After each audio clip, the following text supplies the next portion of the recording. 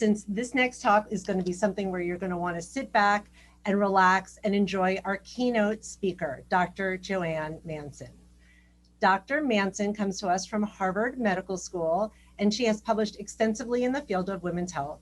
She is the chief of the Division of Preventative Medicine at Brigham and Women's Hospital and has received many nationally recognized awards from the American Heart Association, the National Academy of Medicine, and the Association of American Physicians. Dr. Manson is the principal investigator for one of the most important components of the Women's Heart Initiative called the VITAL trial. We are so lucky to have her presenting information from this very trial for us today, and we'll have about 15 minutes at the end of her talk for a live Q&A. So please make sure to still submit your questions throughout her presentation using the Q&A button at the bottom of your screen. Now, please give a warm virtual welcome to Dr. Manson.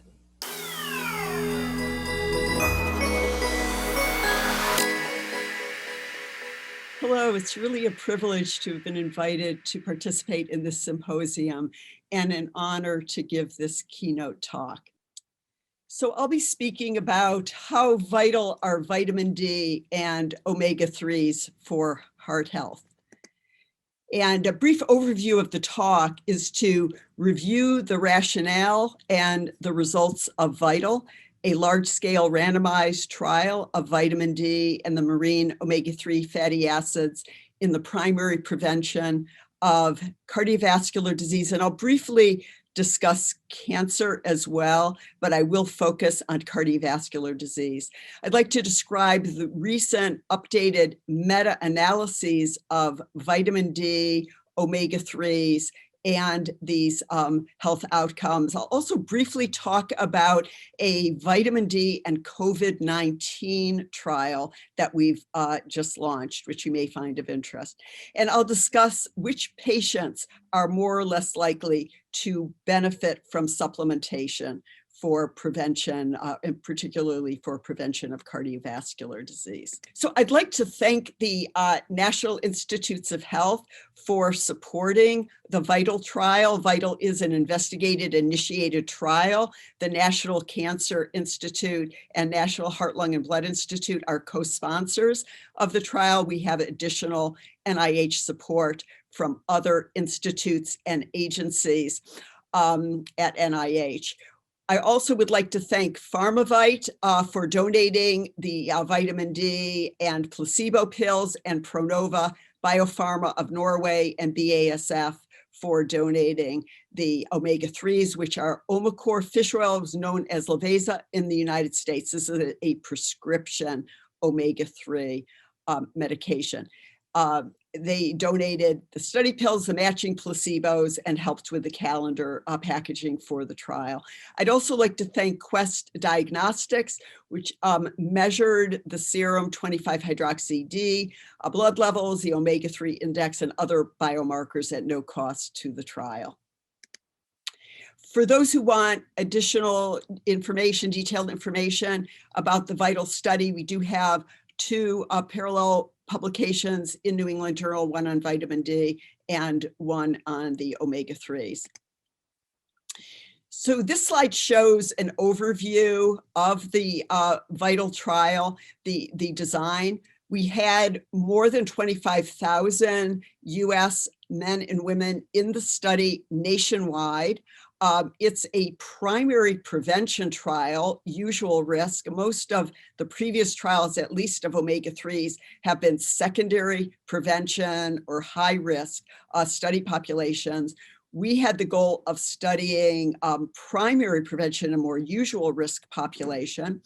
This is a 2x2 factorial design, meaning that we can look at the independent as well as the joint effect of the two interventions. The vitamin D was 2,000 IUs a day compared to placebo, and then each group is further randomized to the omega-3s, EPA, DHA, 1 gram a day at about a 1.2 to 1 ratio versus a placebo. So we actually have 4 study groups. The median treatment period for the trial was 5.3 years. We had a goal to have a racial ethnic diversity, and we were very pleased to have more than 5,100 African Americans in the study, which I'll mention further. And we also had blood collections, nearly 17,000 at baseline, and follow-up in about 6,000 participants. The specific aims of VITAL were to test whether vitamin D and or the omega-3 fatty acids each individually reduce the risk of major cardiovascular events, a composite of MI, stroke, and cardiovascular death, or the parallel endpoint, primary endpoint of total invasive cancer. Our secondary aims were to test whether these agents lowered the risk of individual endpoints of MI, stroke, CVD death, as well as an expanded composite primary that included coronary revascularization, PCI, and CABG. We also were interested in testing whether the agents lowered risk of site-specific cancer and total cancer mortality, and to assess key subgroups, including by age, sex, race, ethnicity, and nutrient status at baseline. Now, I'm going to begin with the omega-3s, the findings for omega-3s, because these are actually a little more straightforward than the results for vitamin D. So as you all know, the omega-3s have been postulated to have cardiovascular benefits through a number of pathways. Many of these pathways do involve decreasing inflammation, but also, especially with higher dose omega-3s, there's reduction in triglycerides, potentially effects on nitric oxide induced endothelial relaxation, decrease in ventricular cardiac arrhythmias, and as I mentioned, decreased inflammation, potential effects on decreasing thrombosis, blood pressure, maybe even on heart failure, and decreasing plaque progression and increasing plaque stability. So a number of mechanisms through which the marine omega-3s, EPA, DHA may reduce cardiovascular risk. Now, why were omega-3s even postulated to be of cardiovascular benefit? Well, some of the earliest data was ecological, data from the Greenland Inuits, the Alaskan Eskimos, other groups suggested that there were lower rates of cardiovascular disease in those populations. There actually has been some controversy about those issues more recently, but meta-analyses of cohort studies were done, and they suggested that people in these cohort studies who had fish frequently, such as at least 5 times per week versus less than once per month, had a substantially nearly 40% lower risk for fatal CHD. Also, there was a suggestion from the observational studies that there was a reduction in the risk of stroke. So overall, there were observational findings suggesting benefits for both CVD and stroke. As we began to see results of meta-analyses emerge, it became clearer, and this was even after the VITAL trial had started, that the results for coronary events seemed to be stronger than for stroke. That in an early meta-analysis, this one was published in 2012, there was a suggestion of a significant reduction in cardiac death and signals for reduction in sudden death and myocardial infarction. However, stroke was really not reduced by these in these earlier trials of omega-3s, where the doses were generally only about 1 gram a day, and these tended to be high-risk populations. As time went on and more patients were being treated with statins and other medications, the meta-analyses of the omega-3s became even less supportive of benefit. Now, why did we see, why did we decide to test 1 gram a day of the omega-3s or 840 milligrams of EPA DHA in this ratio of 1.2 to 1. Well, we thought that at the time VITAL was getting started in around 2009, 2010, when we were beginning recruitment, that this dose would represent the best balance of efficacy and safety in primary prevention. We wanted to test a dose that had been shown in previous trials, such as JC trial and some of the other secondary prevention trials, to reduce cardiovascular events, but not so high that it would lead to bleeding or other adverse events. Also, in terms of current public health recommendations for primary prevention, the guidelines were suggesting about 250 to 500 milligrams a day, or about 2 servings of fish per week was recommended, and for secondary prevention, about 1 gram a day. So this seemed to fit in well with the health recommendations, but the higher amount than was currently recommended for primary prevention. And also the dose is more than 5 times higher than average US intake of EPA and DHA.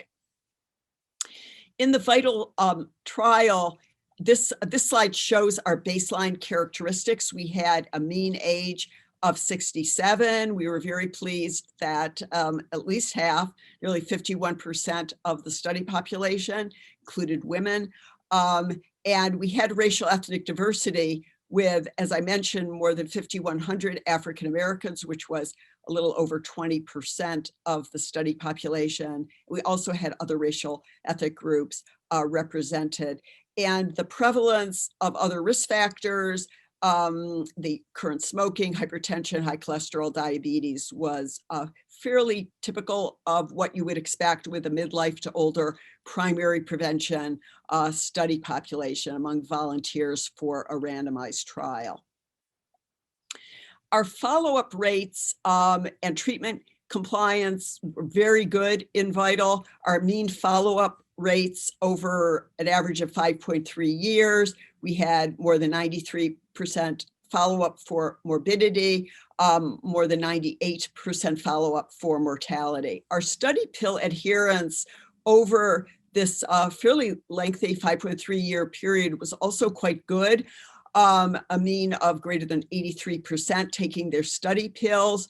And this was borne out by the biomarker studies, which showed that we had substantial increases in the plasma omega-3 index, more than a 50% increase with the N3s versus virtually no change in the placebo group.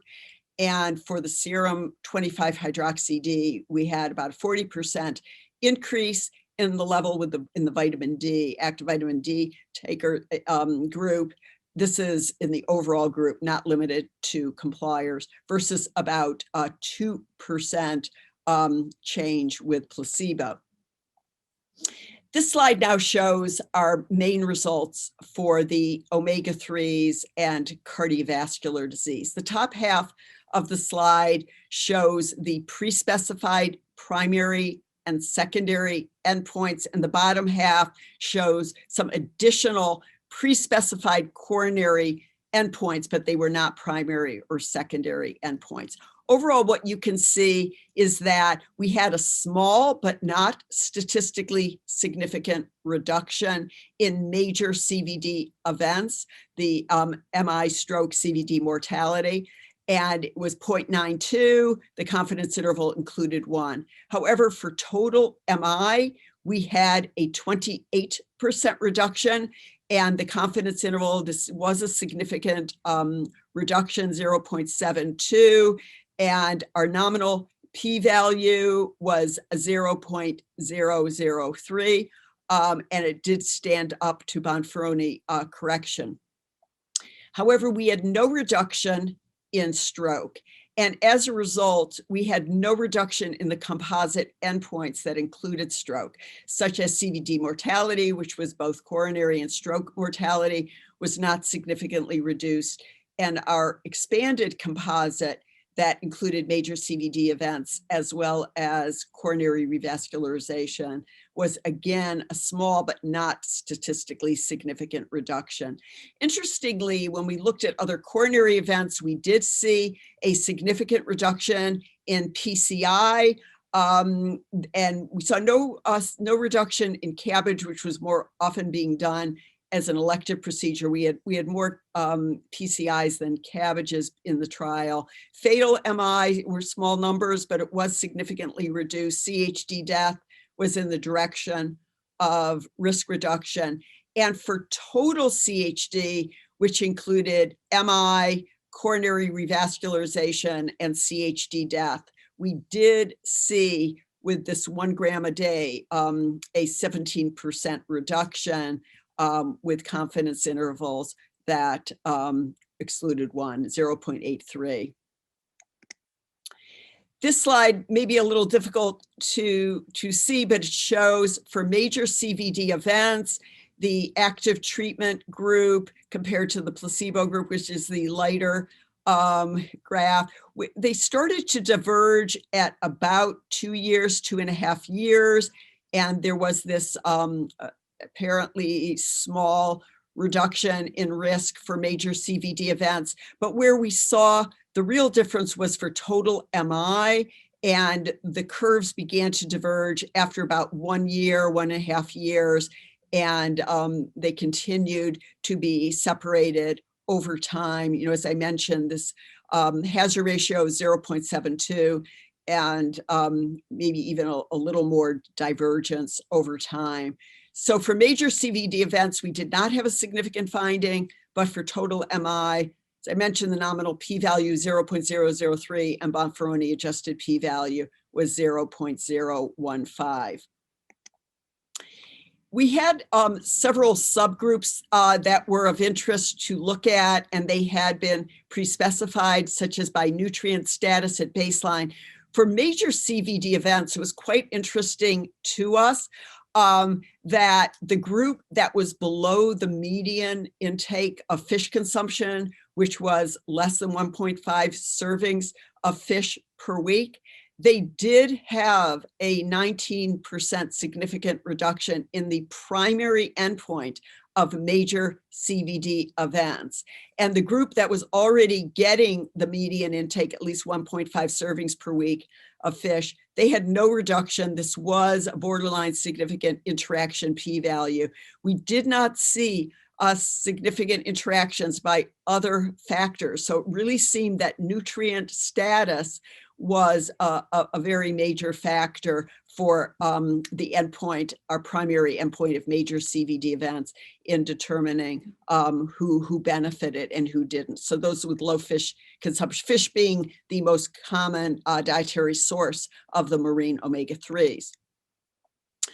Now, for total MI, where we had seen this benefit, we were interested in seeing whether there were risk reductions in certain subgroups. So again, we looked at fish consumption, and we saw a greater benefit of reduced risk of MI in those who had low fish consumption below the median. It was 0.60 or 40% lower risk versus a very modest reduction in those who had, this is in total MI, versus those who were above the median. And that was a significant interaction, but borderline. Where we did see really major interaction for total MI was by race. And we saw among African Americans, there was a surprisingly large risk reduction. We had a hazard ratio of 0.23. This needs to be replicated because all of the other omega-3 trials have been predominantly white populations. They've had very, very small numbers of African Americans and Blacks. So we do feel this needs to be replicated, but it was a very encouraging, promising finding of a substantial reduction in MI among African Americans, much less of a reduction among non-Hispanic whites, or other groups. The confidence intervals were wide. We also saw that in those who had more risk factors for cardiovascular disease, this is in the overall study population, those who, for example, had 2 or more standard traditional risk factors, had a hazard ratio of 0.57 for MI, so they did show evidence of benefit.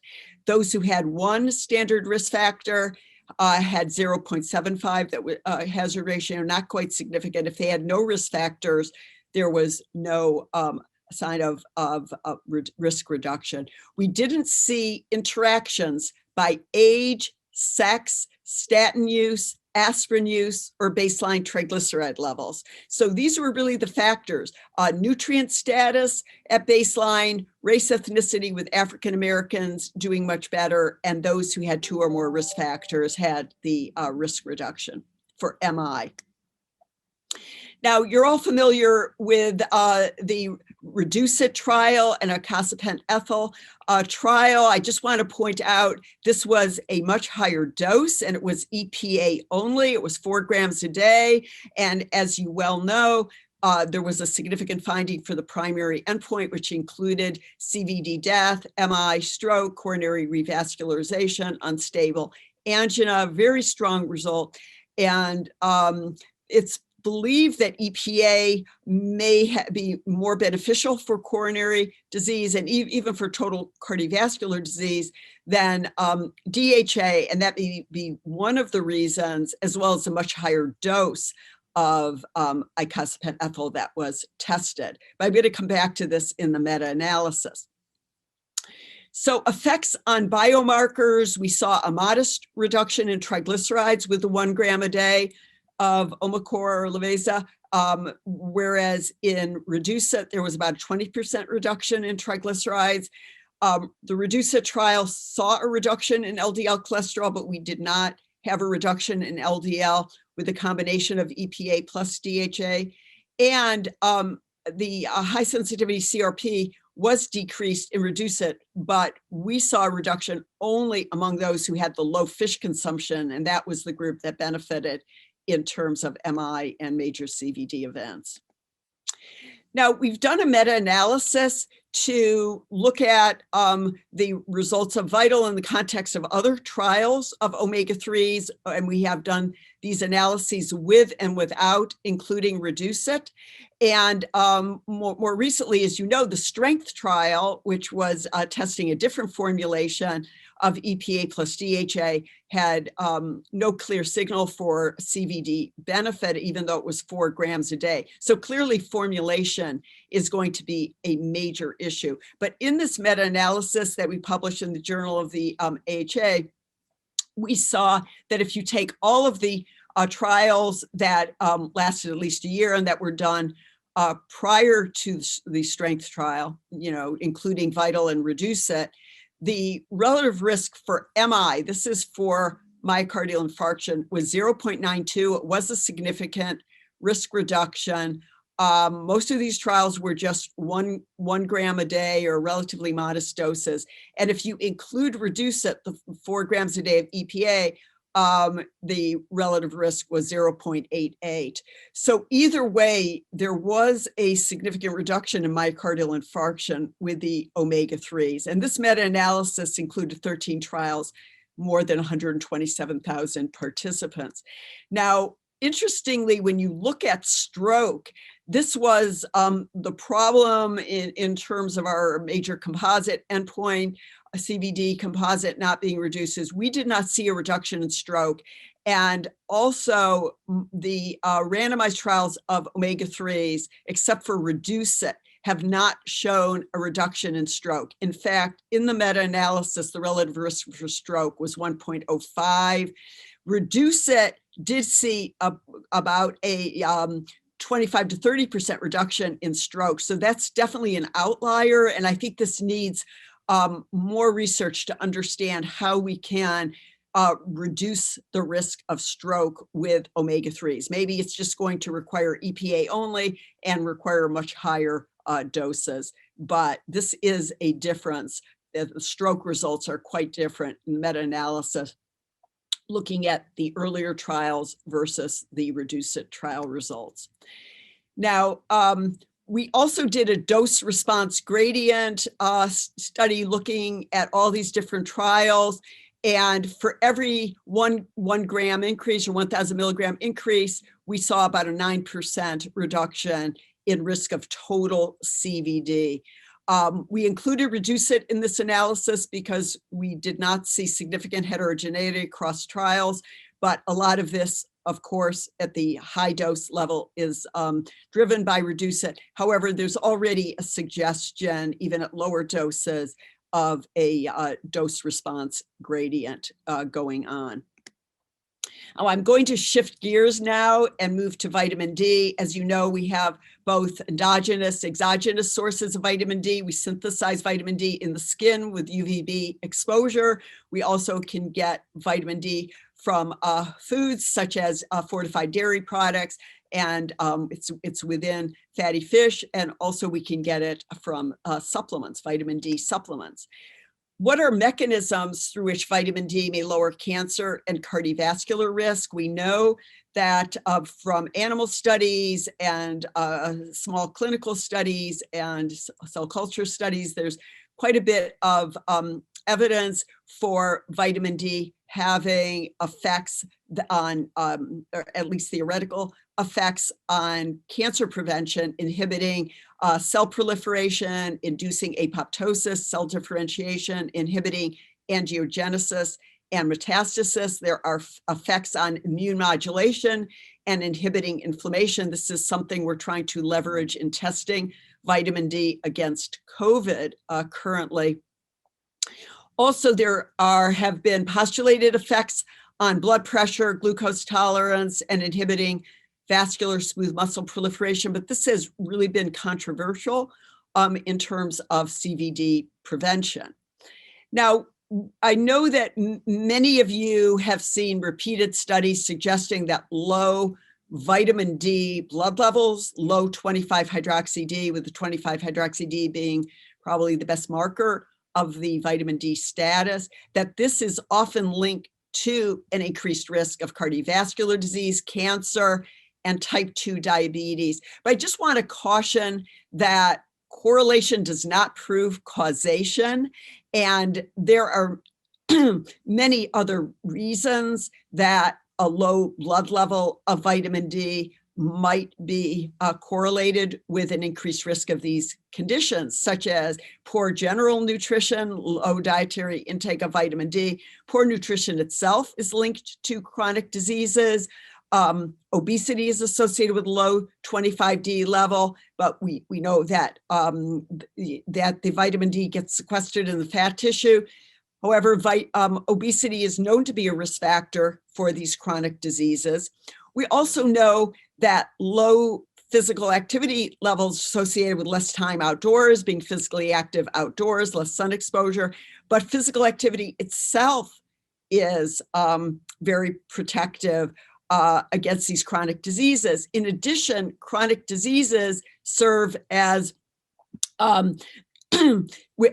can lower and consume vitamin D as almost a reverse acute phase reactant. And so there can be a correlation in that regard as well. So these associations do not prove causation, which is why it's so important to do randomized clinical trials. Now, what does the Institute of Medicine or the National Academy of Medicine recommend in terms of dietary intake of vitamin D? For ages 9 to 70, 600 IUs a day is recommended for bone health, so not very much. We're testing 2,000 IUs a day in Vital. For age 70 and older, 800 IUs a day is recommended.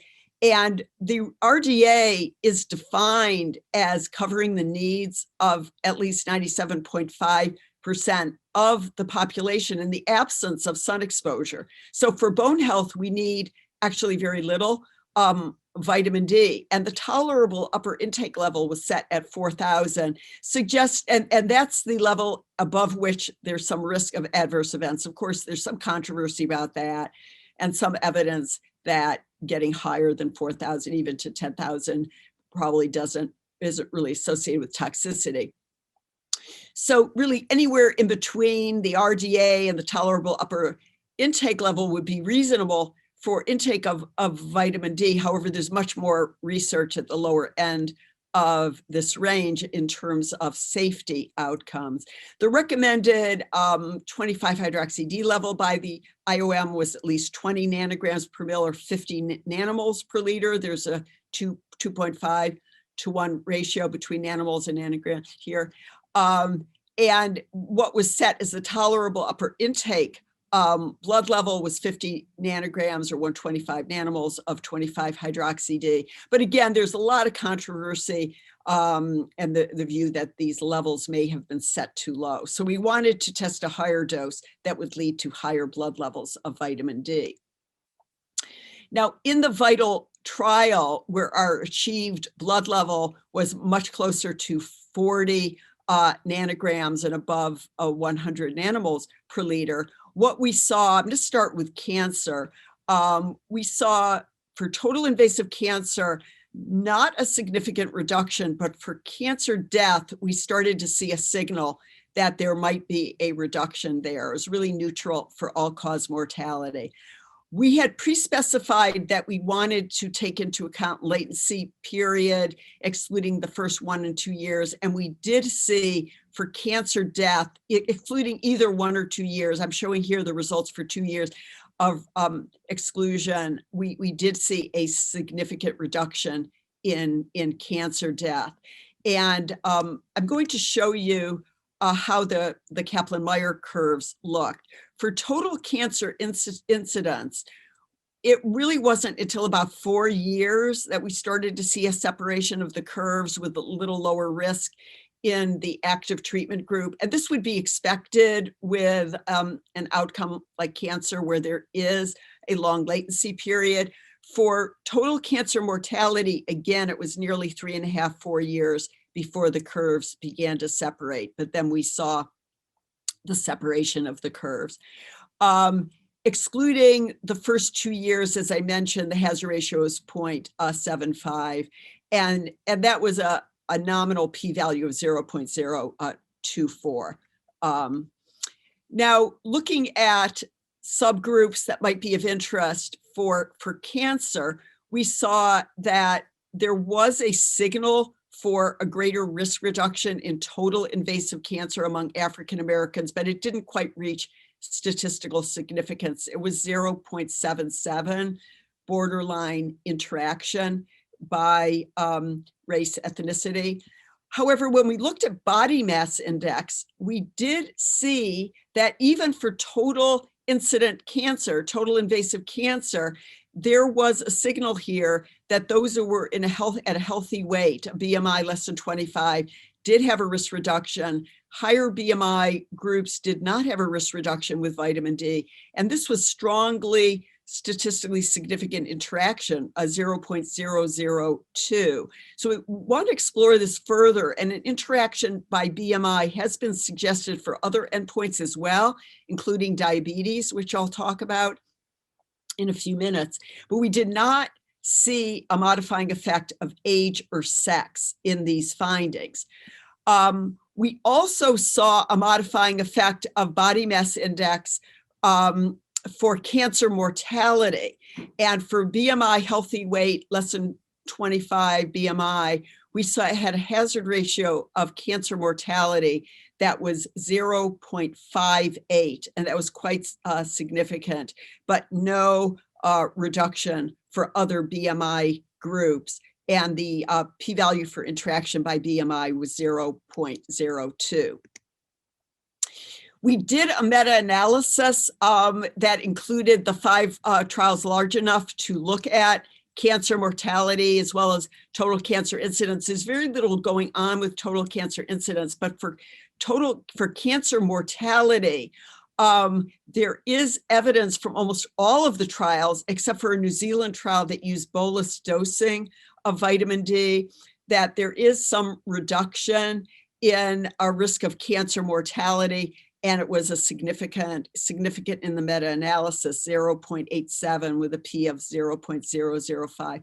Now, why would vitamin D reduce cancer mortality but not cancer incidence? It may be because of effects of vitamin D on tumor biology, making tumors less invasive, less likely to metastasize once they're formed. And there is some evidence of that from the laboratory research and the animal studies. Now, I want to move on to CVD and what our results were for vitamin D and CVD. But before I do that, I want to show you some observational data. The relationship between serum 25D and some health outcomes in a meta-analysis of observational studies. I previously showed you meta-analyses of randomized trials. But in observational studies, what has been shown is that for cancer, particularly colorectal cancer, there is this gradual reduction in risk as you get to higher blood levels, like as you get to 40 or 50 nanograms, you begin to see a lower risk than if you start out relatively low. Whereas with cardiovascular disease, even the observational studies suggest that you need very little vitamin D. You just need to be around 20 nanograms of vitamin D and you're already at the nadir of the curve. And then it really plateaus out, maybe even a small uptick here. So there may be a difference in vitamin D requirements. Just as bone health doesn't require much, but there's a suggestion that cancer mortality and cancer may, as you get to higher levels of vitamin D, you may see some benefits. It's possible that for vitamin D, you need very little.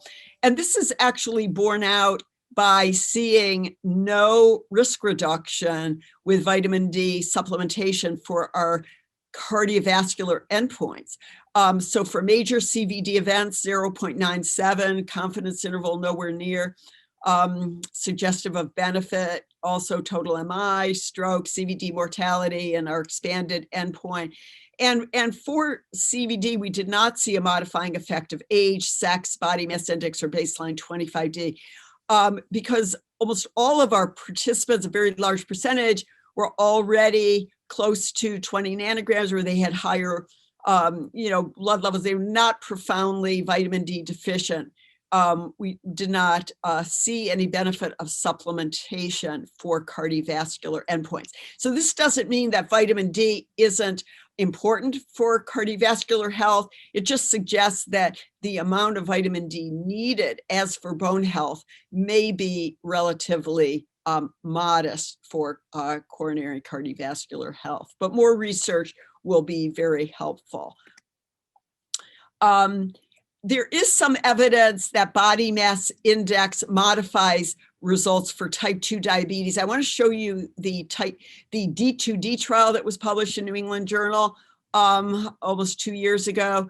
The overall results, this was a large trial, tested 4,000 IUs a day for 2.5 years. The overall hazard ratio for type 2 diabetes with vitamin D, high dose vitamin D, was 0.88.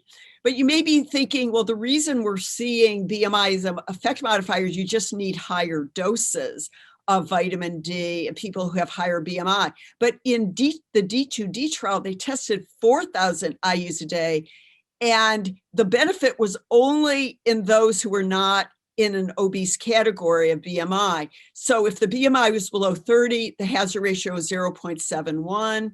with 4,000 IUs a day, but there was really no risk reduction for those with BMI 30 and higher. Whether this is due to almost a type of vitamin D resistance that can occur, maybe it's at the receptor level or the reduced bioactivity of vitamin D in the setting of obesity. This could be related to more inflammation that goes on in that setting. It isn't really clear, but this needs much, it needs further research. This is a very important issue to understand so that vitamin D ultimately can become an effective intervention for people of all BMIs. Right now, it really seems to be much more effective for those in healthy weight categories. Now, we did a meta-analysis. We participated in meta-analysis of randomized trials of vitamin D and type 2 diabetes. And again, if you look at 9 randomized trials, more than 43,000 participants in all, you'd see this modifying effect by BMI.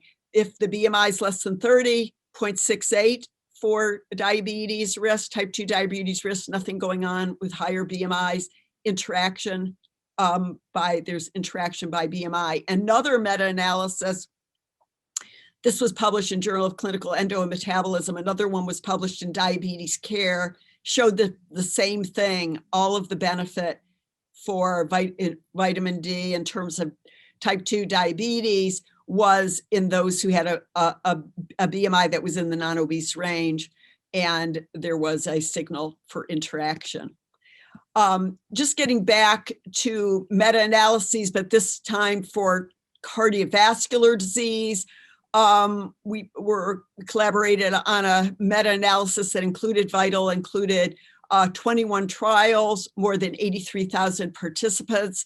The results for MI could not have been more null.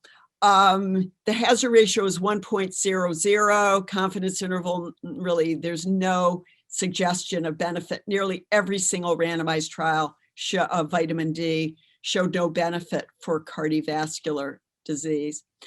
And again, don't view this as meaning a vitamin D is an essential for cardiovascular health, and it's important to avoid vitamin D deficiency in terms of cardiovascular disease, but there does not seem to be a benefit of large doses of supplementation.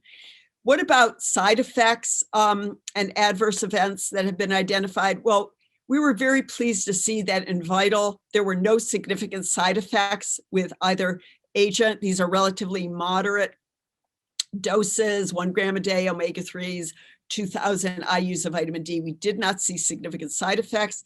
We did not see an increased risk of hypercalcemia with vitamin D. We saw no increased risk of bleeding with the omega-3s, and we saw no increase in GI symptoms with either agent. So we had relative safety of both supplements over 5.3 years. We have several other studies that are in the pipeline that will be published very soon, looking at other outcomes, including cognitive function. We're looking at diabetes, hypertension, heart failure, many of the bone health, infections, mood disorders. We're going to be publishing these results over the next several months. So in conclusion, neither the omega-3s 1 gram a day nor vitamin D 2,000 IUs a day significantly reduced the primary endpoints in VITAL of major CVD events or total invasive cancer. However, the omega-3s did significantly reduce total myocardial infarction, which was a pre-specified secondary endpoint, reduction of 28%. It was a significant reduction. The greatest reduction was in those with low fish intake and in African Americans. Angioplasty, fatal MI, total CHD were also reduced, but we saw no reduction in stroke, which obscured any benefit for the primary composite endpoint. Now, with vitamin D, we did see a reduction in total cancer mortality in analyses that accounted for latency.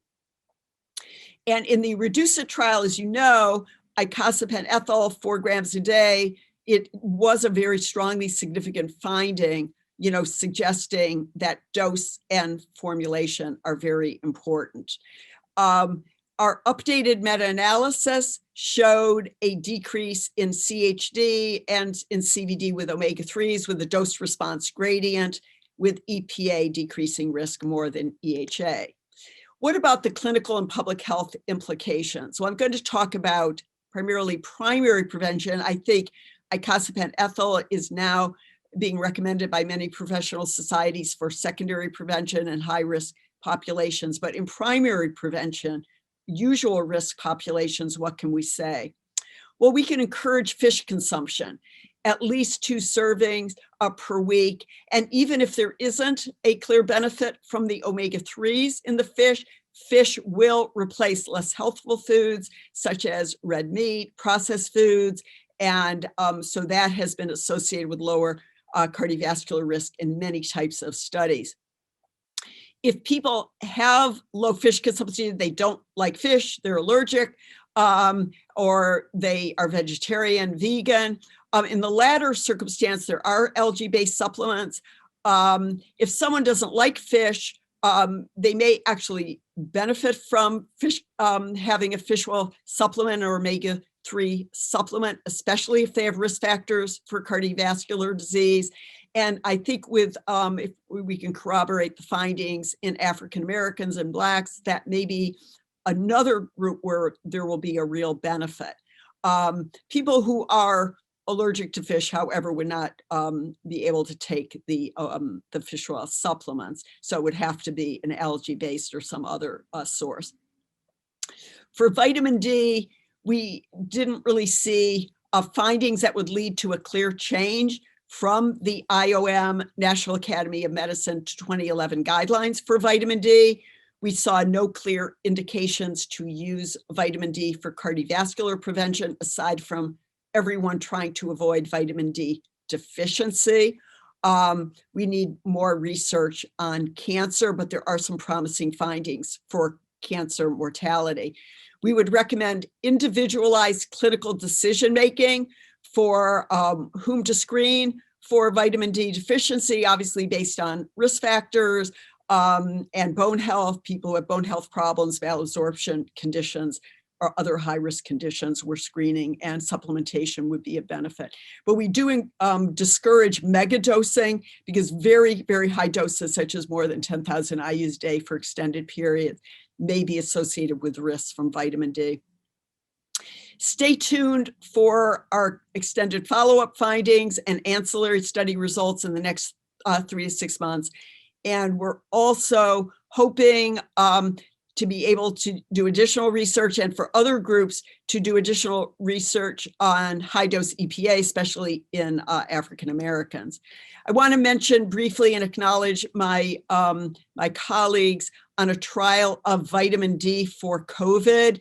We call this the VIVID trial. It's a pragmatic, cluster randomized design of high-dose vitamin D, at least 10,000 IUs for 2 days and 3,200 IUs for 4 weeks, trying to reduce severity of COVID, severity of symptoms, need for hospitalization or medical attention, and also for prophylaxis against contracting the infection among household contacts. So my final slide, I just want to express my gratitude to the more than 25,000 vital participants throughout the United States, and all of the investigators and staff who have been involved with the VITAL trial. On the slide, you can see photos of VITAL co-authors. Special thanks to Nancy Cook, Ayman Lee, Sammy Amora, David Gordon, Denise Agostino, Walter Willett, and Julie Buring. And really tremendous effort over at this point. This has been 9 to 10 year effort. And thank you so much for your attention. I look forward to your questions. Thank you.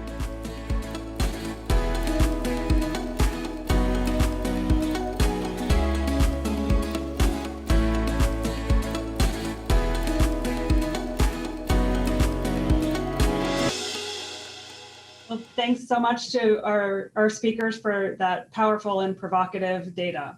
I'm going to jump right into some fabulous questions from our audience, starting with a lighthearted one.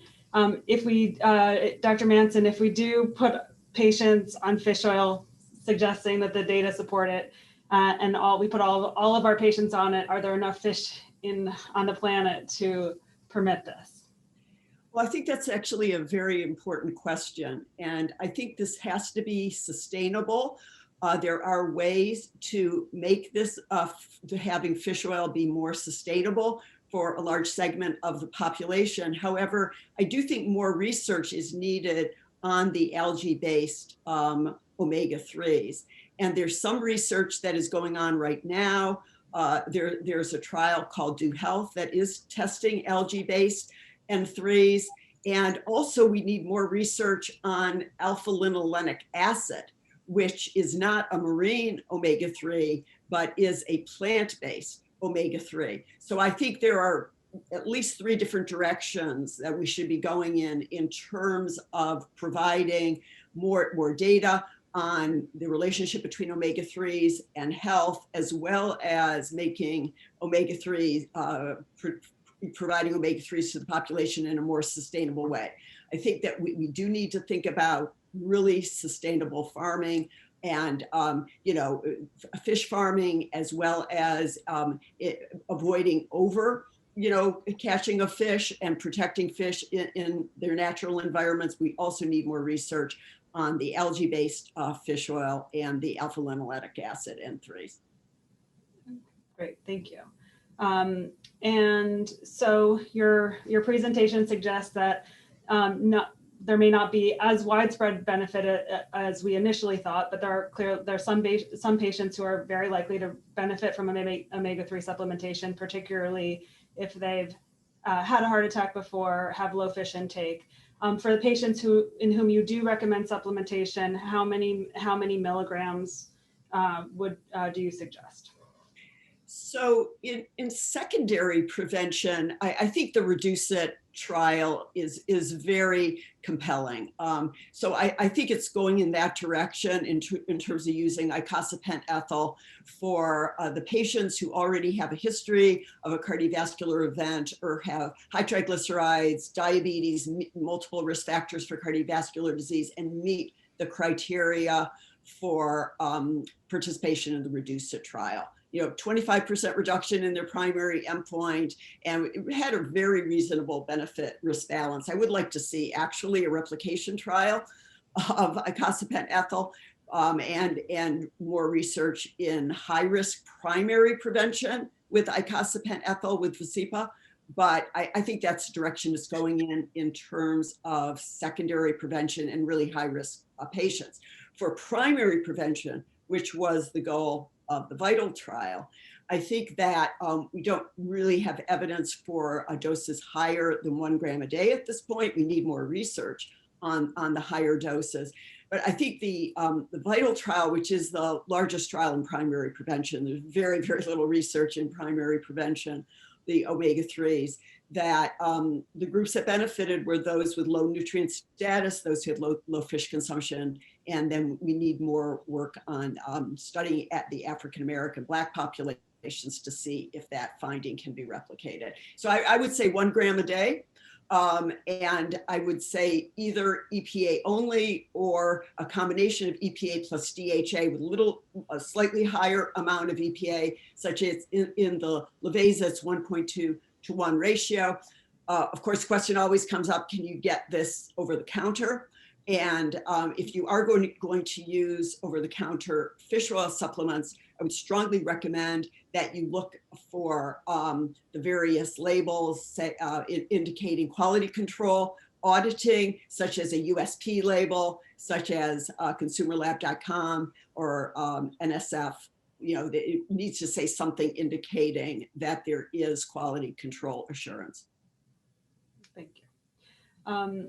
And is a question from the audience, is there any evidence that omega-3 supplements can act in any sense as an aspirin substitute in terms of blood thinning, or has that been pretty clearly disproven? Well, first we did look at whether there's a modifying effect of taking aspirin and whether the two should be avoided. In the VITAL trial, we did not see any adverse effects in those who were taking aspirin, which was close to 30% of the population. So I don't think omega-3s necessarily have to be avoided in someone taking a low dose aspirin. I don't consider it a substitute for aspirin, though. I think in secondary prevention, the guidelines are clear for aspirin. And then, I think the Reduce It trial results need to be looked at very carefully in terms of which patients should also be given icosapent ethyl. In high risk primary prevention, as you know, there's a lot of controversy about the use of aspirin. Things have really changed. And there may be now more interest in the potential for omega-3s to take the place of aspirin in a high-risk primary prevention population. I think that's actually a reasonable hypothesis, and with more research that may in fact be a very reasonable strategy to try to use more EPA or higher doses of the marine N3s instead of aspirin in primary prevention, because the balance of benefits and risks in primary prevention using aspirin are not optimal. And do you see a consistent effect on the omega-3 supplementation in terms of blood sugar? In terms of blood sugar, most of the trials have shown either neutral results or maybe a small increase in blood sugar, but not clearly clinically significant. And I think there's going to be more research on that soon in terms of the icosapent ethyl.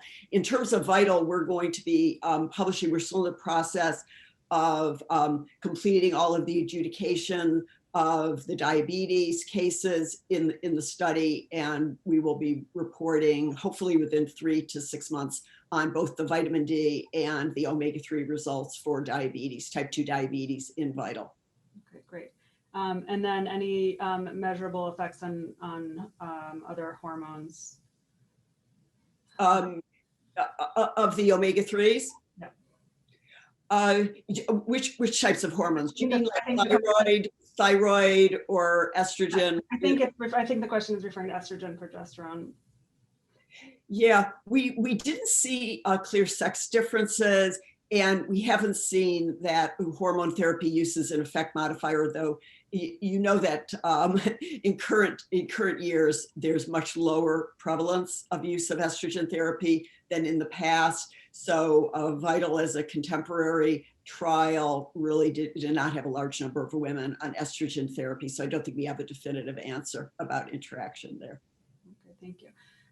And what do you say to patients who are worried about mercury levels?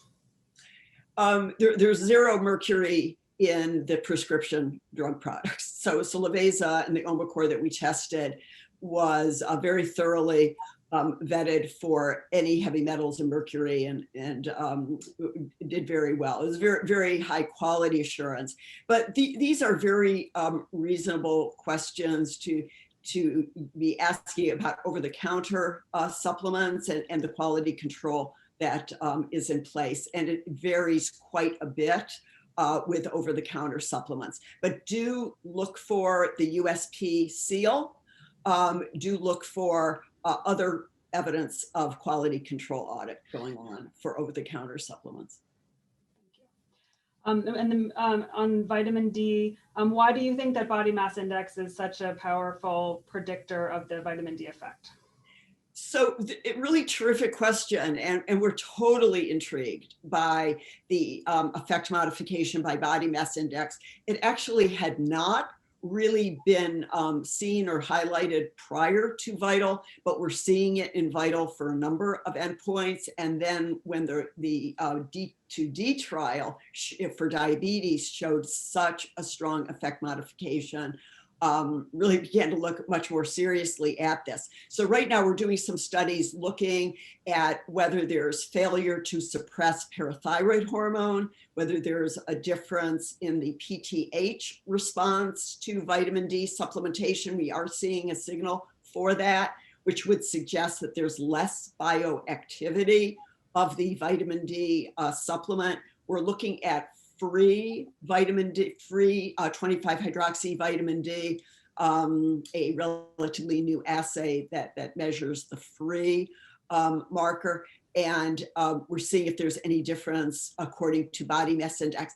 But we are exploring this in great detail.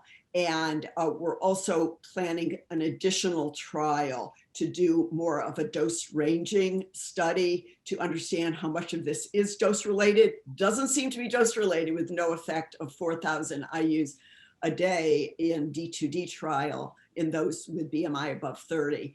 But this definitely needs to be explored, because I think it may end up providing new insights into how to make vitamin D supplementation of greater benefit to the population and of benefit to people across BMI categories. And how much vitamin D is obtained from sun exposure?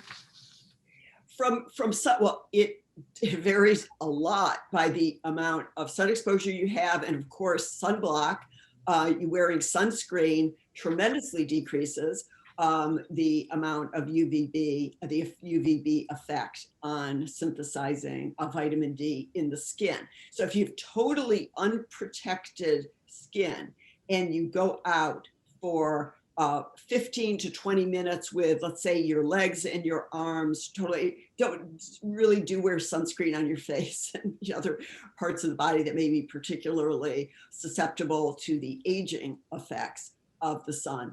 But if you have your arms and your legs exposed for 15 to 20 days, you will synthesize close to 5,000 IUs a day, maybe even closer to 10,000 IUs a day with totally unprotected skin. Okay. But the dermatologists do not recommend that. I'll just say they have a lot of concerns about that recommendation. And, incidental sun exposure is very much encouraged, getting out, being physically active, and you will get some incidental sun exposure, but actually going out and sunbathing and having unprotected skin with a continuous exposure for even 20 minutes. I think most of the dermatologists are saying they don't recommend that, and they would instead recommend taking supplements of vitamin D. Okay, great. Thank you very much. This question and answer session went very quickly, but there's a lot of other questions that we'll try to address in the chat. Thank you both so much. Oh, thank you.